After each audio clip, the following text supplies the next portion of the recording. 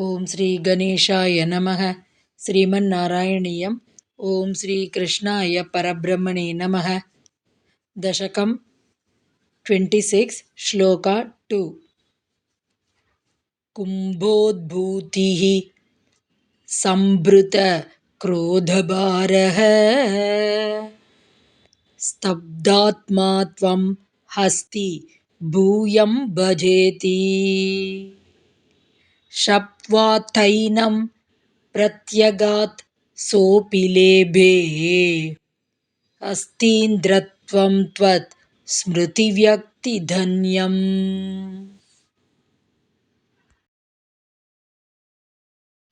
Word by word meaning. Atha, then. Kumbhodbhutihi, Agastya. Kumbha, Sambhava. Sambrita Krodhabaraha, who was infuriated. Stabdatma Tvam, you who are so proud. Hasti Bhuyam Bhaja, become an elephant. Iti Yenam Shaptva, cursing him thus.